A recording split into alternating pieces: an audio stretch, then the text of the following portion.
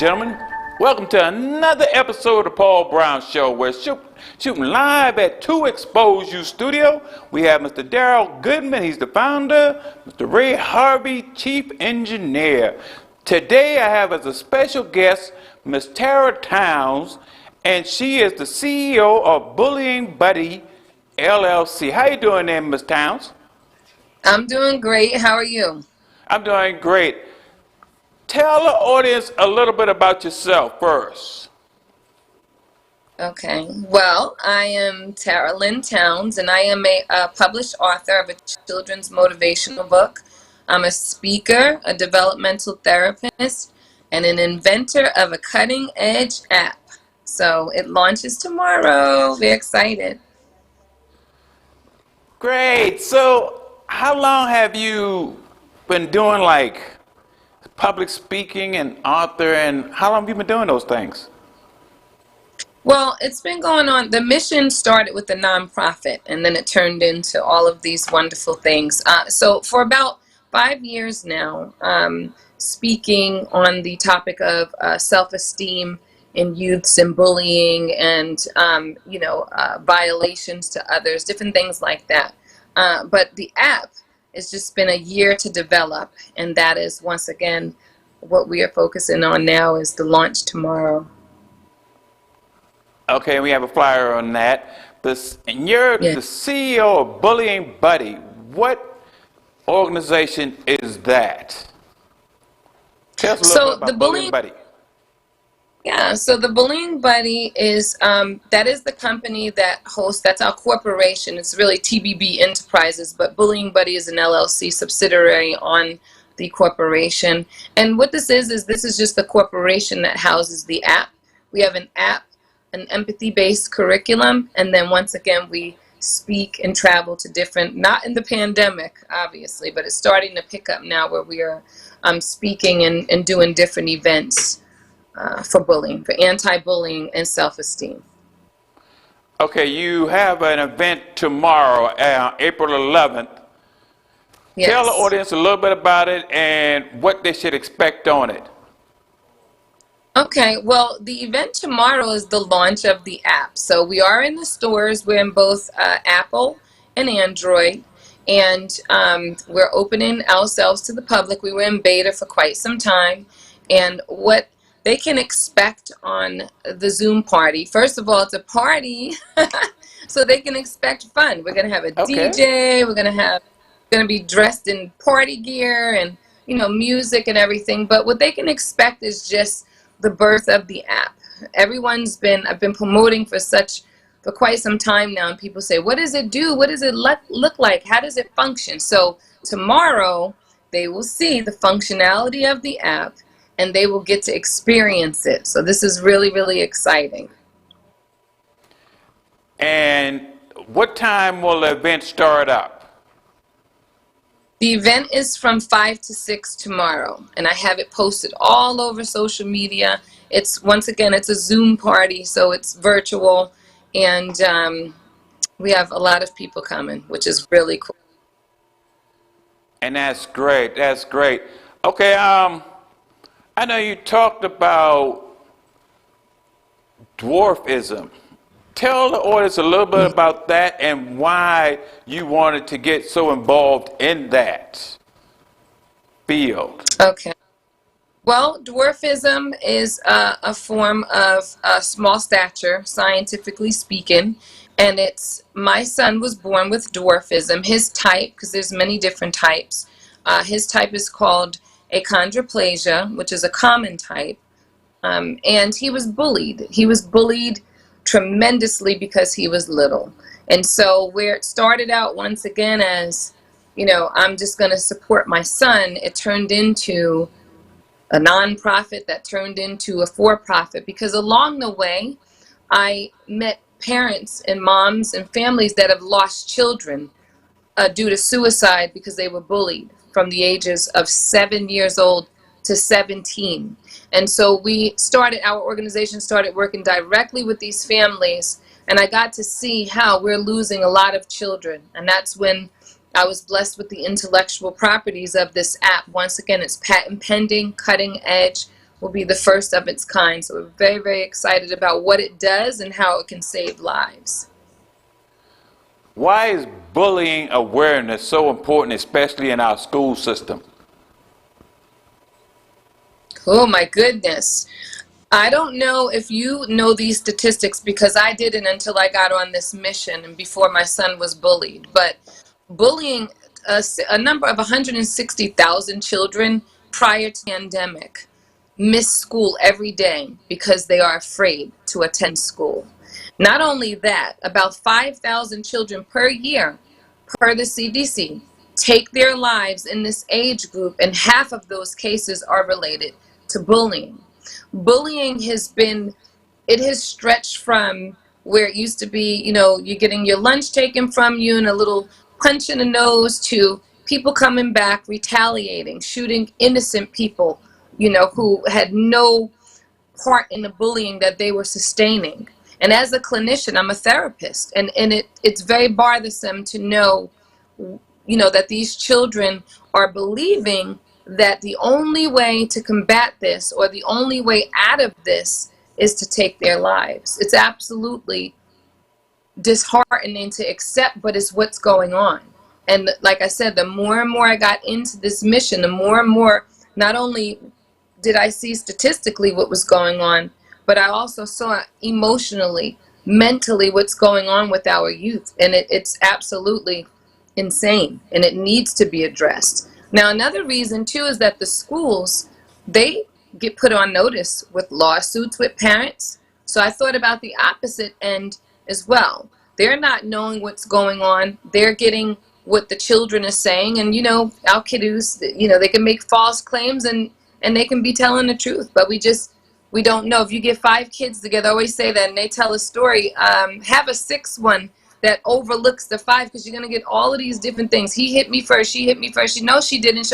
So, this is why this app came into play as well, because it records it in real time, so we get to see what happened to whom, when, why, and there's no way around it. So for the schools, it's very important too, as far as protecting our children, saving the lives, but just for legality reasons.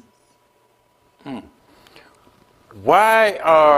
know you said that children are committing suicide, but what are some advice that you can give to some of the children that are facing bullying, not only in school, but in the neighborhood? Yes. The advice I can give to the kiddos is, number one, we don't want to be cliche-ish with them, right? Because if we told them, hey, love yourself more, stand up for yourself, speak up and speak out, we do say these things. But realistically speaking, is it working? No. So what I would say to children who are being bullied, they must speak up to someone. And it doesn't have to be the principal or the teacher, because that's where the fear lies with them. They're afraid to go speak up. Tell a friend's mom, or tell your dad. You must talk about it, even if you don't want any action to take place, because that is the fear. Like, oh, I'm going to tell on them, and then I'm going to go to school, and they're going to bully me even more because I snitched on them. I use the words, when I speak to kids, I use their language, because that's how you reach them. And they always say, Miss Tara, snitches get stitches, though. That's what you guys believe, but there are children dying from this. So speak up about it, even if, this is the key part of what I'm saying, even if it's just to get it out. Write it out in a diary, write it out in a journal, speak to your sister or your brother, because maybe they can go and tell your parent if you're afraid of that. So you must get it out of your system. You must. And then you will see the protocol that happens behind that. If you speak up, then someone can tell you or help you to see what's the next step in being bullied. Another thing too is to try to refrain from excluding yourself, because you become a target and a victim, definitely, of bullying if you are always by yourself. If you're a little shy and introverted, excuse me, get out a little bit. Talk to kids, and of course, COVID friendly now, but I'm saying this is just a general statement of advice. try not to be alone. The buddy system. Have one buddy, if not two buddies. But try not to keep yourself isolated. Speak up and go to someone and talk about it. That is the first step. There's other things, obviously, that follow that. But if you don't do that, then no one even knows that you need help. So. That's true. What are some advice or some warning signs that parents should be aware of that their child is being bullied? This is a very important question, and thank you so much, Paul, for asking it. Yes, because ma'am. this is why a lot of children, we lose them to suicide. So as a parent, obviously, you think you're paying attention, or you think, oh, he's just saying this every day, or no. When your child comes home, so I'll tell you mine. I kept giving him lunch money, and he kept coming home saying he was hungry. Well, that doesn't match, right? I give you lunch money every day, and you're coming home ravished. How? Oh, I didn't really eat a lot of the lunch, or I didn't like the lunch, or my friends don't have any lunch. I'm like, Corey, they have lunch. No, Mom, I'm sharing my lunch with them. Well, come to find out, the kids were taking his lunch or taking his money. So that's number one, especially the lunch personal possessions. Like if you bought your child a tablet, or you bought them something, and they're coming home saying, I don't know, I think it's somewhere in school. I'll check in my locker, and you keep getting excuses. That is the number one sign that something is not right.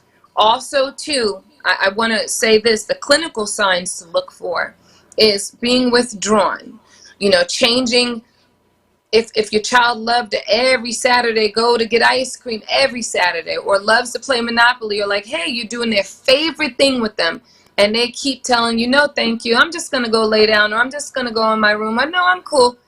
Look for that. That is a number one sign of there's something going on. Not only that, when they look down, and they say, oh, I'm just tired, tons of excuses.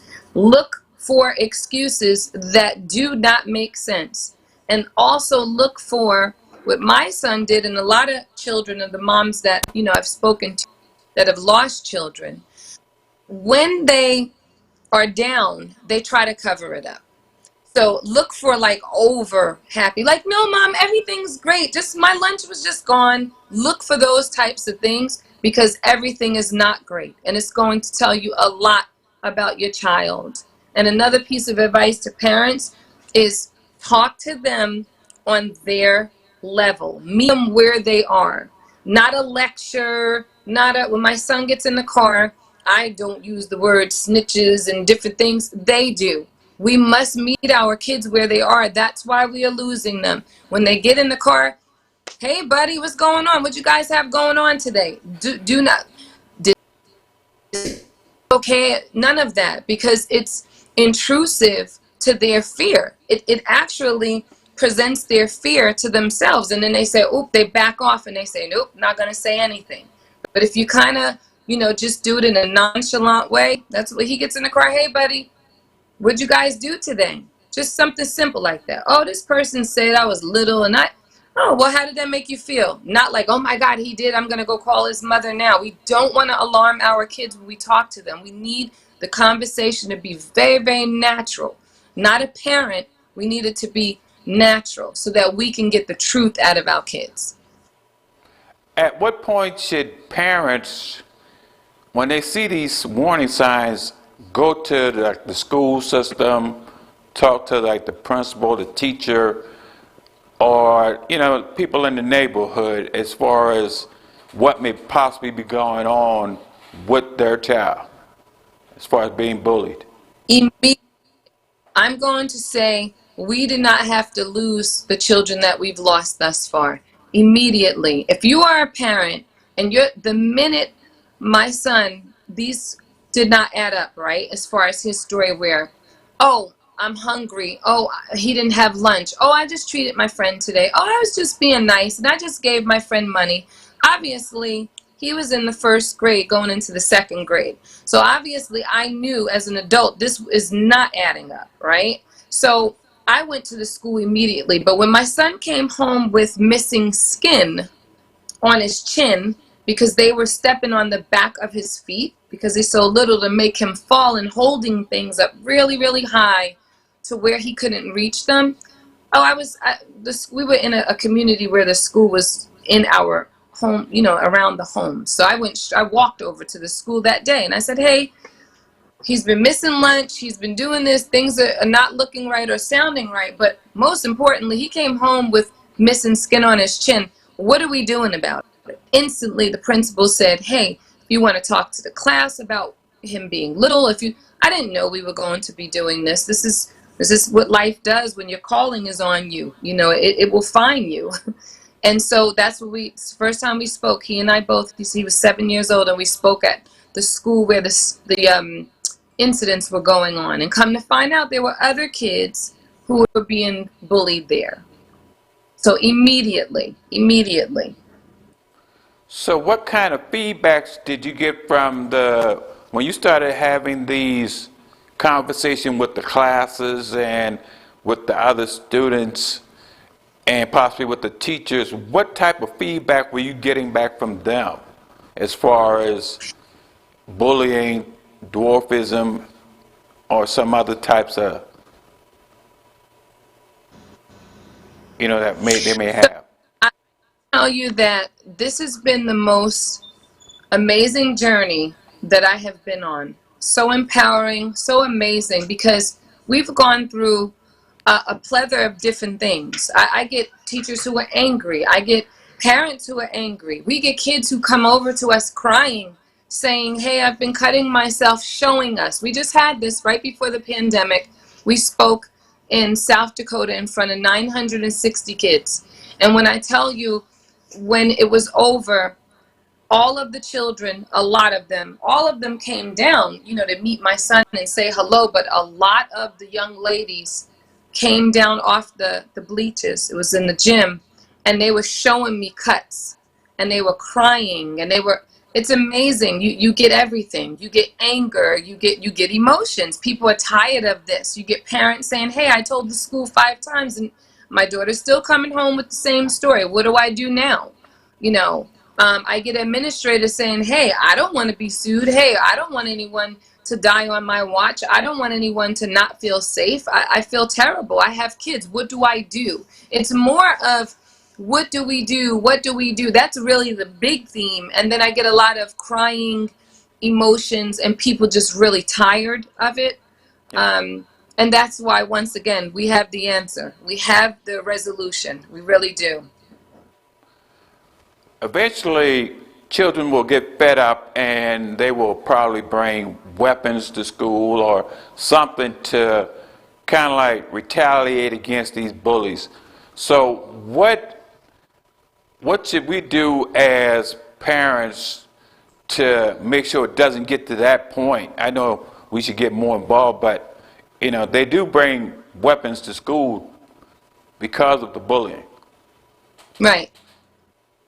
So what we need to do with our children, and this is what we lack in society, and this is why our curriculum is more of a retention part of everything that we have as the resolution. But what we need to train our children in and teach our children is coping skills, because we're lacking there as a nation. There's adults that are not coping with things, and that's why you have people killing and shooting, and politicians, showing people that it's okay to hate. Our leadership, you have to be a leader in your home, a leader first as a parent. We love our kiddos, we raise them, we do the best that we can with what we have. But as a leader, if you're short in an area,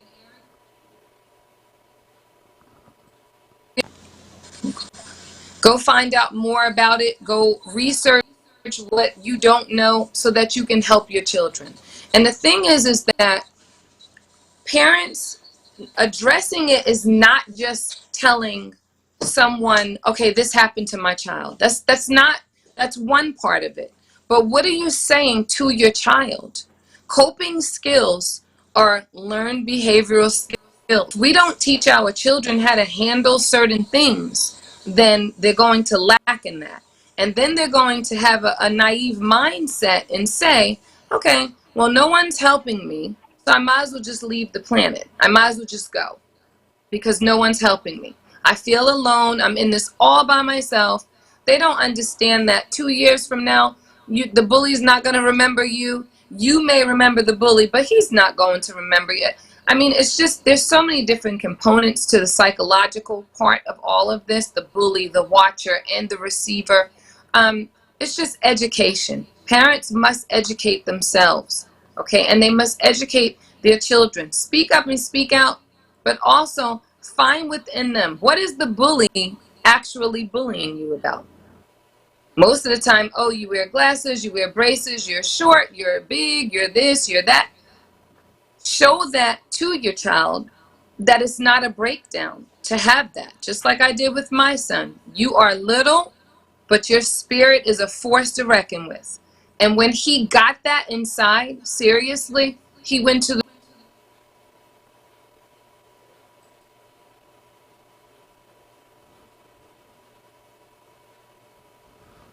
I think we lost.